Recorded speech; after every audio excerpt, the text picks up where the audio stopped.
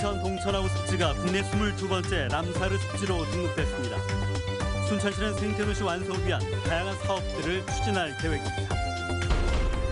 변호사를 채용하는 자치단체가 늘고 있습니다. 갈수록 잦아지는 법적 분쟁에 효과적으로 대응하기 위해서입니다. 교통환경 개선을 위해 경찰이 각종 단속을 강화하고 있습니다.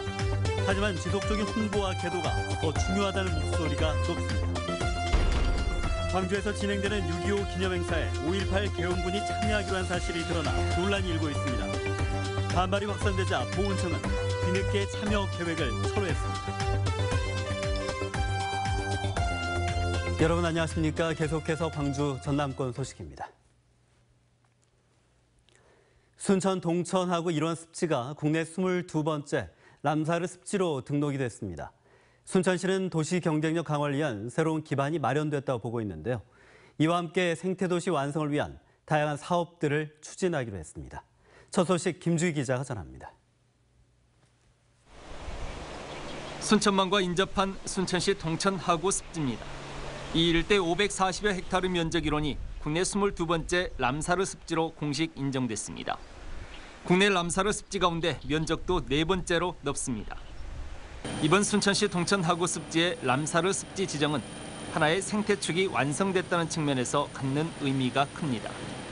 연안습지, 내륙습지, 논습지까지 포괄한다는 게 지금 현재 우리나라에서는 첫 번째 사례이고, 그리고 저희들이 관할하고 있는 동남아시아 지역, 동아시아 지역에도 그 사례가 없습니다. 순천시도 동천하구의 람사르 습지 지정으로 도시 경쟁력 강화를 위한 또 하나의 기반이 마련된 것으로 보고 있습니다. 중앙부처의 국비 지원이 늘어나 생태 관광 인프라 확충과 현재 추진 중인 습지 복원 사업도 새로운 동력을 얻을 것으로 기대하고 있습니다. 특히 순천시는 한 발 더 나아가 람사르 습지 도시 인증도 서둘러 추진해 나가기로 했습니다. 금년하고 내년도에 준비해서 2017년이나 2018년 초에 인증받을 계획입니다. 동천하구 람사르 습지는 저새, 흑두루미 등 39종의 멸종위기 야생동물을 비롯해 848종의 야생동물과 237종의 조류가 서식하고 있습니다. 이번 동천하구 람사르 습지 지정으로 순천시는 인간과 자연이 공존하는 생태도시로서의 입지를 더욱 공고히 하게 됐습니다. MBC 뉴스 김주희입니다. 변호사를 직원으로 채용하는 지자체들이 늘고 있습니다. 다양한 법률 분쟁에 효과적으로 대응하고 불필요한 행정적 낭비를 줄이기 위해서입니다. 양현승 기자입니다. 신안군이 6급 임기제 공무원으로 변호사를 채용했습니다. 원할 경우 숙소도 제공하겠다는 파격 조건을 내걸고 2013년 이후 3차례 공고를 낸 끝에 합격자를 냈습니다. 출근하자마자 공무원들의 법률 상담이 줄을 섰습니다. 피고인 채무자가 자력이 없었다, 무자력이었고 유일하게 가지고 있는 재산을 이제 악의로 다른 곳에 처분했다라는 점이 우선 성립이 돼야 되는데. 자치단체에 채용된 변호사는 중요 행정소송을 맡고 행정처분과 각종 사업의 사전 법률 검토 등을 담당합니다. 신안군의 소송과 행정심판만 올해 현재까지 29건에 이르는 등 갈수록 법적 분쟁은 늘어나는 상황. 위촉된 고문 변호사가 활동 중이지만 보수를 따지자면 사실상 명예직에 가깝고 행정을 처리하며 발생하는 법률 수요를 모두 맡기기엔 어려움이 있었습니다. 그 직원들이 혹시 법적인 문제가 있다면 직접 고문 변호사를 또 시간 약속해가지고 만나고 또 출정을 가서 또 뵙고 역시 이래야 되는데. 불필요한 소송과 행정력 낭비를 줄일 수 있을 거란 기대 속에 전남도청과 여수와 나주, 한평은 변호사를 채용했고 순천과 고흥은 추진 중입니다. MBC 뉴스 양현승입니다. 차량 통행량이 많은 도심 교차로 등에서 최근 교통경찰의 활동이 늘어난 것을 느끼고 계십니까? 이 경찰과 유관기관이 교통 환경을 개선하기 위해 수천 명을 투입해 단속을 벌이고 있는데요. 과연 효과가 있을까요? 송정근 기자입니다. 승용차 한 대가 급브레이크를 수차례 밟더니 끝내 뒤따라오던 택시와 추돌합니다. 관광버스는 승용차를 갓길로 몰아붙입니다. 어린 학생들이 등하교하는 스쿨존에는 차량들이 불법 주정차를 일삼습니다. 남포군장과 무질서로 교통문화지수 전국 최하위를 기록하고 있는 광주의 모습입니다. 자동차 1만 대당 사고 건수는 2008년부터 7년 연속 전국 1위를 기록했습니다. 이 같은 현실을 바꿔보겠다며 경찰과 유관기관들이 합동으로 교통 3000TF를 운영하고 있습니다. 광주경찰 3천여 명이 도로 위에 불법 주정차 차량들을 단속하고 노면 표시와 포토월 수선, 그리고 신호주기 정비에도 나서고 있습니다. 특히 상무지구의 불법 주정차 단속과 이동식 순찰 단속, 음주 단속 시간 변경 등 연중 강력한 단속을 예고하고 있습니다.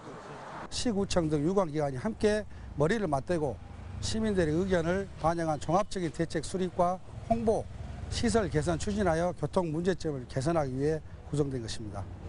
운전자들은 단속 위주의 개선 방식이 짧은 기간 효과가 있겠지만 일회성에 그칠 가능성이 높다고 말합니다. 딱지를 끊기 위해서 그런 단속을 하고 있더라고요. 어떻게 보면은 인간이기 때문에 잘못될 수도 있어요. 그랬을 때는 잘못된 것을 인정하게 되면은 좀 배려도 해줘야 되고. 때문에 홍보와 계도를 통해 운전자들의 의식 개선을 병행해야 한다고 말합니다. 일방적으로 하기보다는 시민과 서로 홍보하고 계도해서 같이 한 마음으로 움직여 준다면 이러한 교통문화에서는 크게 향상될 것으로 보아집니다. 경찰은 TF팀을 운영하기 시작한 이후 석 달 동안 교통법규 위반으로 모두 4만 2천여 건을 적발했습니다. MBC 뉴스 송정근입니다. 국가보훈처가 5.18 민중항쟁 때 계엄군으로 투입됐던 제11공수여단에 옛 전남도청 앞 시가행진계획을 세웠던 걸로 드러나 물의를 빚고 있습니다. 5.18 기념재단 등에 따르면 6.25 전쟁 66주년을 맞아 광주 빛고울 시민문화회관에서 옛 전남도청까지 호국보훈 퍼레이드가 개최될 예정이었던 가운데 이 행사에 11공수여단 장병 50명이 참여할 예정이었습니다.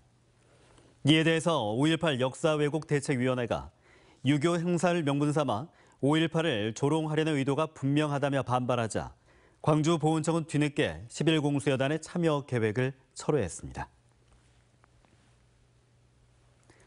가수 이난영 여사의 탄생 100주년을 맞아 목포 원도심에서 이난영 거리 여행 행사가 열렸습니다.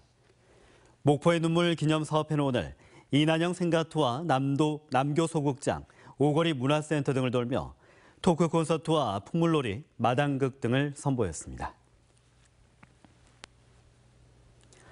광양만 해역의 굴 체묘가 이번 주부터 시작될 전망입니다. 전남해양수산과학원은 여수 참굴 체묘 지역인 광양만 초남 또 황방지선 등의 굴 유생 출현량을 분석한 결과 오는 21일이 굴 체묘 적기로 예측했습니다. 체묘는 굴 유생을 폐각에 붙이는 작업으로 여수 지역에선 800헥타르에서 매년 4만 3천 톤의 굴을 생산해 350억 원 이상의 소득을 올리고 있습니다. 여자 화장실에 뒤따라가 용별을 보는 여성을 훔쳐본 30대에게 실형이 선고됐습니다. 광주지법 형사 5호 단독 판사는 지난 2월 광주의 한 오피스텔 화장실에서 20대 여성이 용별 본 모습을 훔쳐본 혐의로 기소된 34살 강모 씨에 대해 징역 5개월을 선고했습니다.